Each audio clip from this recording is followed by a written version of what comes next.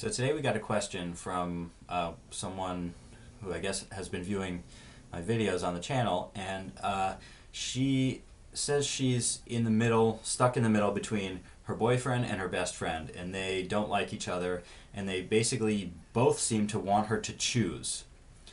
Um, and so she's asking for help. What do I do if I choose? You know, basically she said she feels like no matter what she does, she's not going to be happy.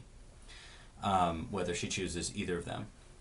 And so she was asking for advice. What should she do? And what I'm going to give you is some possibilities for what might happen if you make certain decisions.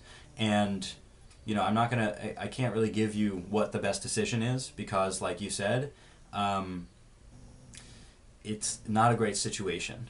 And but what might happen? All right, so first I want to start by saying that the most important character in this drama of the three people is you.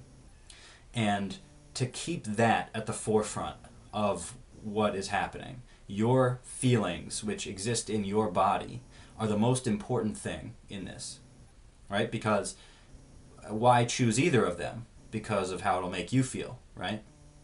And possibly some loyalty, feelings that you should choose one over the other. Anyway, there's a lot of factors that could go into this decision. But the biggest one should be how you feel in your body. So toward that end, I invite you to try to feel your body. Try to take some time alone, away from both of them, and get quiet and just feel what comes up in you. And that might be really hard because there's going to be a lot of anxiety and a lot of, sort of going back and forth, right? And basically, I want you to try to say, put that aside. Don't jump to any conclusions. And just say, what does this situation feel like right now? What am I experiencing right now? And out of that is where the answer is going to come. So now let's say you've made the decision. Okay, let's say you choose your boyfriend, right? Now I don't know how long you've known your best friend. I don't know if this is like a lifelong friend, childhood friend, or, and I don't know how long you've been with your boyfriend. So I'm just kind of going to assume that you knew your best friend first and your boyfriend came after. But it sort of doesn't matter.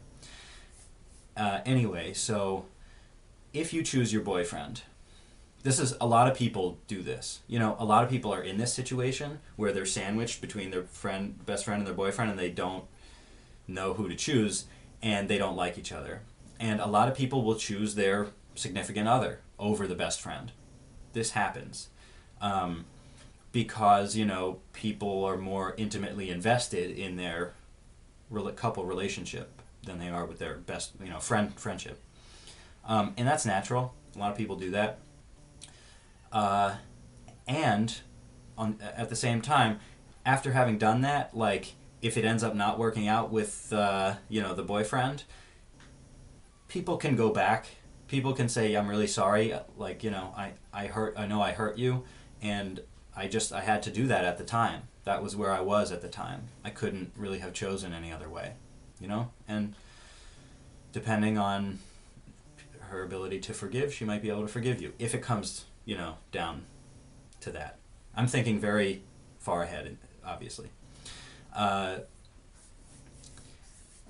the other hand, choosing your boyfriend over your best friend could bring up resentment toward him, that he hurt you because he made you choose. And that, that'll take its course. That might lead to other conflicts coming out in the relationship. And you'll have to deal with those as they come up. So there's that. I guess, on the other hand, if you choose your best friend and you decide to break up with your boyfriend, that will be really hard. I'm guessing it.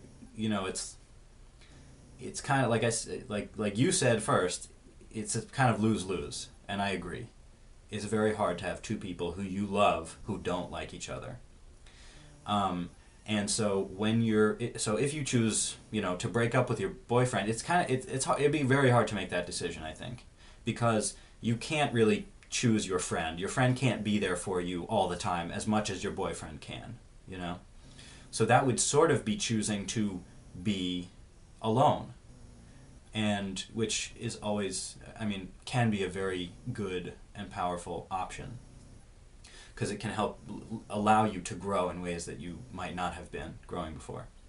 But on the other hand, then you might resent your friend for making you leave your boyfriend.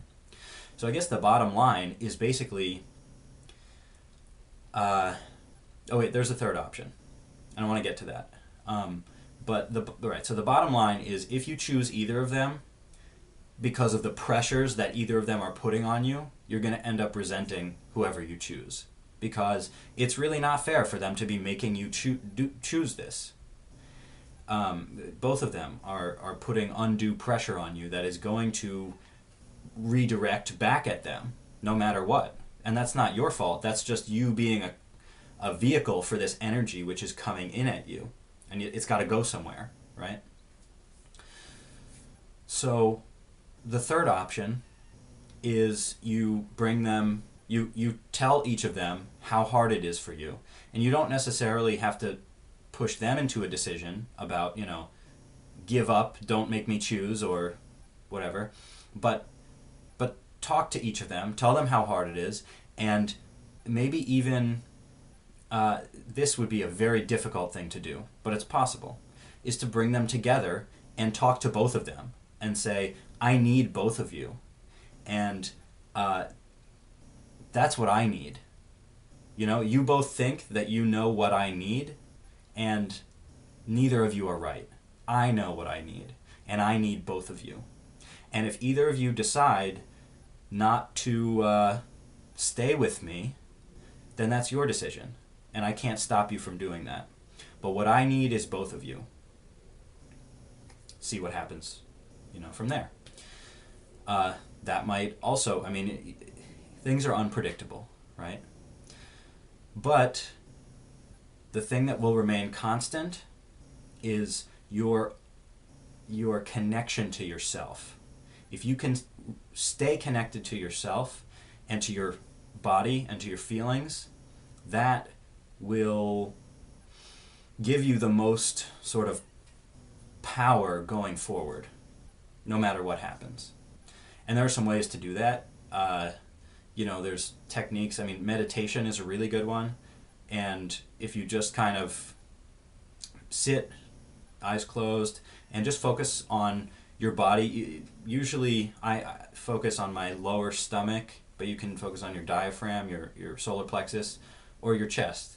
And just kind of, try to bring your mind there. And as your mind wanders, which it is natural, that's what it's meant to do, as it wanders, just gently bring it back and say, oh, and congratulate yourself for bringing it back. That's, now I'm getting sort of into the techniques of meditation, but just try to keep the focus on your body and your physical sensations and emotions, and meditate on that. And don't be hard on yourself when your mind wanders. Basically, just kind of know that that's going to happen, and just bring it back. And so that's one, meditation. Another thing that you can do is what Elliot Hulse recommends, my kind of virtual mentor, is to do bioenergetics, which are to sort of free up your stomach and free up the energy so you can feel it more. You can do these together, actually, meditation and bioenergetics. And it's kind of just jumping. The bioenergetics is jumping and hitting the ground with your heels and going, huh, huh, and focusing on your lower stomach and focusing on the shaking. Basically just shaking. Any type of shaking will loosen energy in your body. It's really cold in here, that's why I keep rubbing my hands. Anyway, so that's pretty much all of it. Like I said, the one thing that you really have control over is your connection to yourself, your awareness of your feelings. That's the thing you have control over. You can't control either of them. And them forcing you to choose either of them reflects kind of a misunderstanding of what you really need. And you're the one who knows what you really need, or you are the one who can find out. And the easiest way to find out is to just be aware. Don't judge your feelings. Let them come out and be aware. Be as aware as possible without judgment, without decision or jumping to conclusions, but trying to hold all of it's going to be contradictory, it's going to be uncertain, and just hold all of that and just sit with it. And that's where the answer will come out of. So I hope that helps.